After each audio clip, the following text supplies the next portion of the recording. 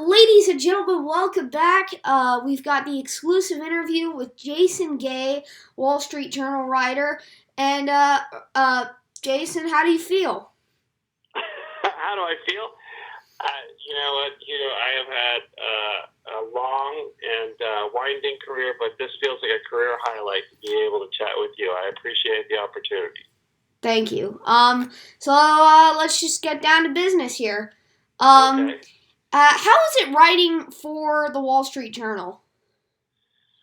Well, it's probably a little different than an ordinary sports place, right? So I'm a sports columnist, and most people who are reading the journal are probably reading it because they're in business or they're interested in finance, and so it's not the most typical sports publication. I kind of like that, Hugo, to tell you the truth, because it means I don't have to cover every single thing the same exact way as everybody else. We can cover sports a little differently than ESPN or something like that. So that's a real pleasure. And, the journal has a big, loyal audience of people, such as yourself, for which we're grateful. But, and that's a fun thing, too, to have a big audience of people who are reading, weighing in, telling you what they like, telling you what they don't like. Okay, thank you. Yes, my family and I read the Wall Street Journal every morning. And my mom and dad, you guys are the first paper that my mom and dad, just keep around to read. And, Now, do they read the print or do they read it online on their phone? Mainly it's the print. Oh, great. Okay, old fashioned. I like that. That's great. Yes, for our second question, what inspired you to want to write? Well, when I think back to when I was in school, I wasn't the greatest student, Hugo. I can't lie to you. I was a pretty good student at best, on my best day. But reading and writing was something that always had a little bit of appeal. I read a lot. I read the newspaper just like you do. I read a bunch of newspapers, magazines, all that kind of stuff. It just seemed neat to me, the idea that you could have this job where you could write about a different thing every couple of days. And, when I was in high school, I worked on my high school newspaper, which was really exciting. I really liked that. And then by the time I got to, adulthood and I was looking for a job, I just felt like this was the best crack I had at getting a decent job. It felt like a real adult job to work at a newspaper. So that's what I set out to do. I started selling advertising, interesting. I wasn't good enough to be a writer right off the bat. I had to, earn my stripes. I worked in ad sales. I was terrible at selling ads. But writing was something I did a little better. Okay, thank you. I mean, that is totally cool that you started out selling ads and then it led you to being a writer. I mean, I've grown up, as you may know, reading the newspaper, so, yeah, I mean, thank you, again, for being here. But our third question is, you wrote Little Victories back in, I believe, 2015, 2016. Yeah. And how did it feel to see Little Victories on the bestseller list? It was really neat. I always wanted to write a book, so just writing a book and finishing a book was a real thrill. That was something I aspired to do since basically I was probably your age. That was something I thought would be a really neat thing to do. So it took me a long time to get there. So just publishing the book, and then the very fact that people picked it up and read it and bought it and shared it and gave it as gifts was a real honor. The thing that to this day that just means the most to me is when people read something like that, because they're spending a lot of time with it. You write a book, it's not just 350 words in a column or something like that. You got to spend a couple of days with it. Even a simple book like mine. Mine doesn't have too many words or pages, but you have to spend a few days with it. And so it's a real honor when people do that, spend some time with it, and then to share it, maybe buy it for a nephew or a father or a grandfather or something like that. That's anyway, it's a very, very nice experience, and to see it recognized that way was great.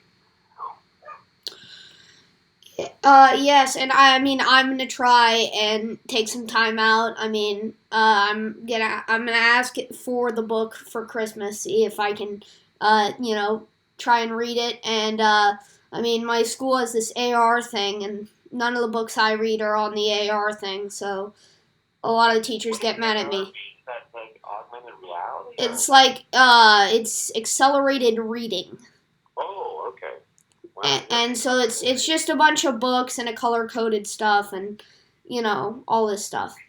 Well, Hugo, you are so ahead of the game. If you have any interest in doing this kind of thing with your life, that the fact that you love to read, you're reading all the time, it's the most important thing. It just is. No one ever looks back and says, you know what, I wish I hadn't read all those books. It's a really, really nice thing to do. It stimulates your brain. It makes you a better writer. So I salute you. Thank you. So our fourth question is going to be on the side of college football.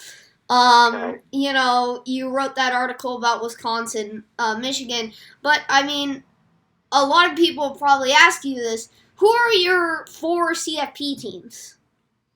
Who are my 4 CFP teams? Yes. So for the playoff? Yes, college football playoff. Hugo, at this rate, we're going to be lucky to have 4 teams that are have enough people to put on the field. I mean, this has been such a strange season already. I mean, out where you are, you're in Pac-12 country where you are, and it's, it's touch and go if the games even happen. Stanford has a game that got canceled this weekend. COVID has had a profound impact on sports and really on college football because, it's obviously big, big rosters and they're on college campuses where coronavirus and all that stuff is, a significant issue. And,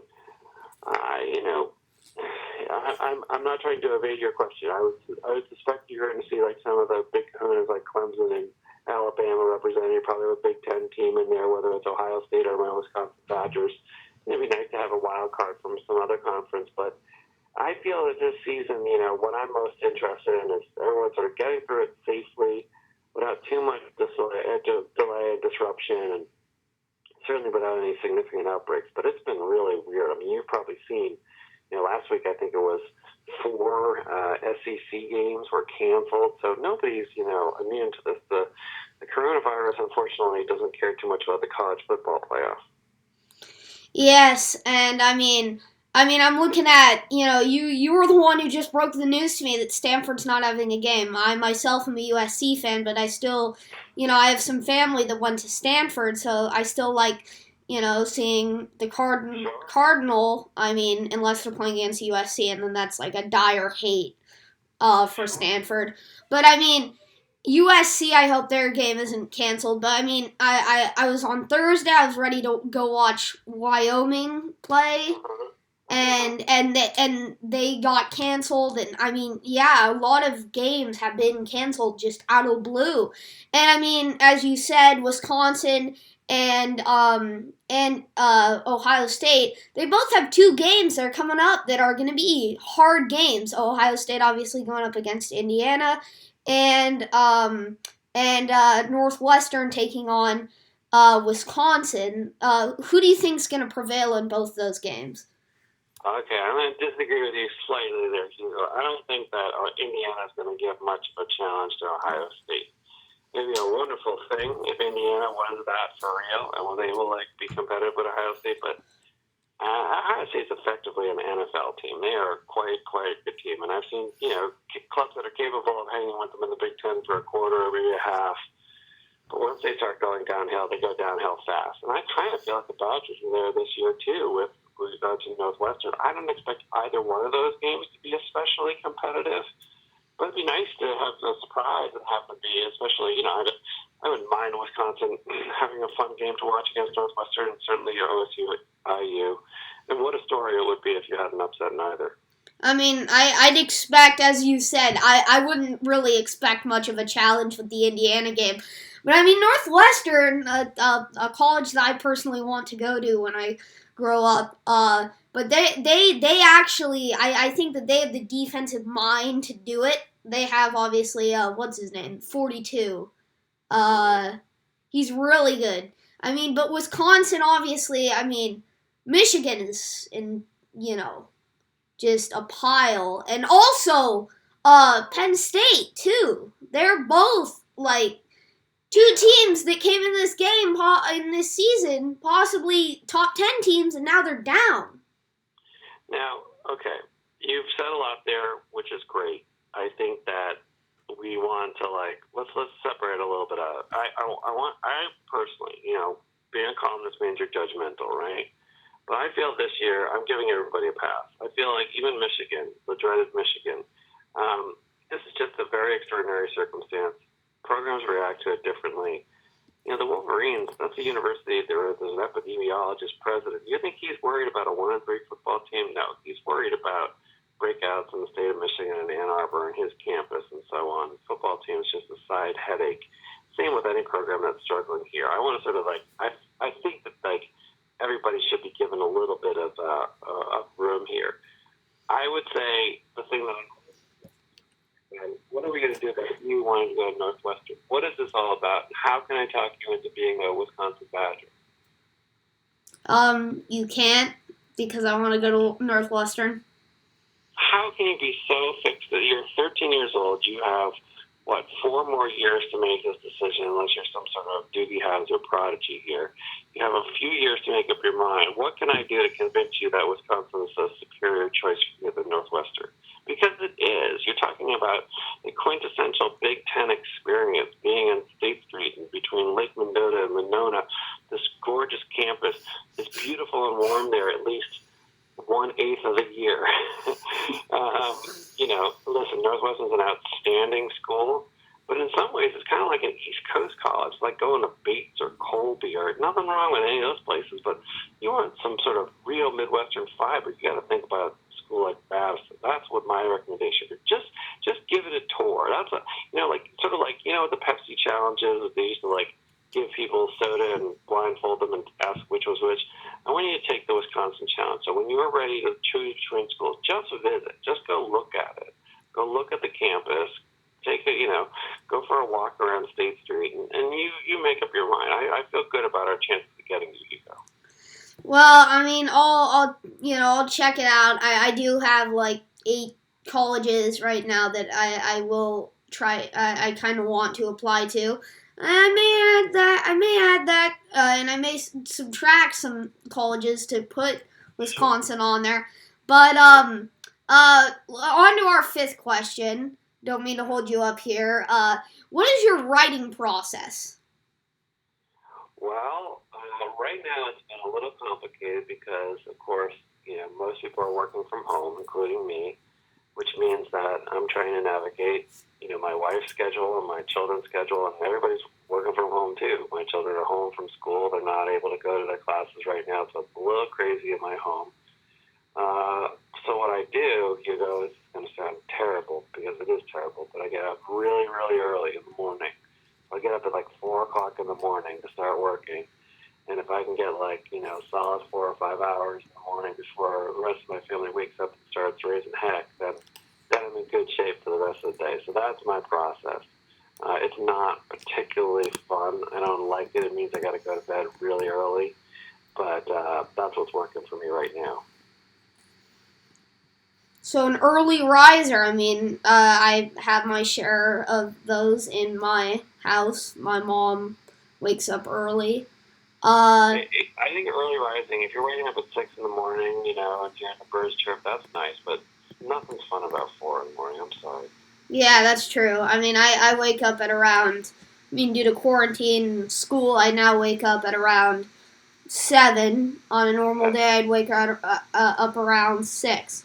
But we have quarantine, as you said. And, our next one, going back to that Wisconsin-Michigan game, what was going through your mind when you were getting ready to write the article, just looking at the score? 49-11, with a team, with Michigan having a coach who coached in the NFL, coached his team to the Super Bowl, coached an outstanding mobile quarterback and an outstanding quarterback in Alex Smith and Colin Kaepernick, 2 guys that were outstanding at San Francisco, orchestrated almost one of the greatest Super Bowl comebacks, obviously before Super Bowl 51, in history. Obviously it didn't actually happen because they were stopped by the Ravens. But just what were you thinking when you were writing the article? I see it a little differently than you. Like, I want Jim Harbaugh around forever. I find it really amusing for the Badgers to beat him up. I find it comical that he's making $7 or $8 million a year and is one of the highest paid coaches in all of professional. That's a Freudian slip. In all of collegiate sport. And for them to keep sort of like flipping, and bonking their nose on the refrigerator door brings me endless joy, Hugo. But I think that when that was happening, of course, I like to see the Badgers do well. But again, to go back to what we were talking about a little while ago, like, I don't have the same bloodlust that I used to have for this game, Hugo. Not in 2020. I just kind of want everybody to get home safely. I feel I have empathy, believe it or not, for Wolverines, for Jim Harbaugh. I don't think anyone should be losing their job right now. So I want to have a little bit of sympathy for the Devils. Yeah, I mean, I used to love Harbaugh. I got really mad when we fired him. I knew that we weren't going to recover from that, and then came Kyle Shanahan and saved us. And I mean, my mom grew up. Well, she didn't grow up there. She lived in Boston for about 6-7 years. So I was raised part Niners, part Patriots, part Warriors, part Celtics. Part Bruins, part Sharks. Yeah. That type of stuff. Wow. Well, it's a lot of different loyalties to sort out there, Hugo. Yes, it is true. But I must say I'm more Bay Area than Boston right now. All right. I mean, I love seeing the Red Sox win the World Series, but seeing the Giants win the World Series brings me like more joy than seeing the Red Sox win the World Series. And especially seeing the Red Sox beat the Dodgers in the World Series and the Cardinals, two teams that I don't really like. So, But on to our seventh question, our final question. Okay. Do you have any advice? It can be life advice, work advice. I ask everybody that I interview this as their final question.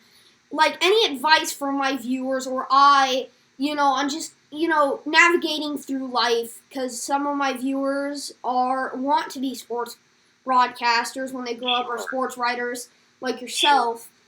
And it's, what advice do you have for them? Well, the first thing I'd say, Hugo, is thank you for that question, but also that everybody should take any advice from me with a grain of salt. I still feel I am learning. I still feel like I'm making mistakes all the time. And so the idea that any advice from me should be, again, taken with the biggest grain of salt. However, I would say that hearing a little bit about you and your life story, I'm sorry, my son is talking in the background, Hugo. I would say that hearing a little bit about what you're doing and what you're up to, first of all, this interview has been incredibly professional. You are such a good interviewer. You have such a good sort of presence, talking, all this stuff. You're so far ahead of wherever I was when I was 13 or 23 or probably 33, to be honest with you. The fact that you're reading, the fact that you're engaged in checking out the newspaper, reading something like the Wall Street Journal, I mean, you are so far ahead of the game. I would say keep on doing what you're doing and have experiences, like have adventures. They don't have to be like things specific to media and sports and stuff like that.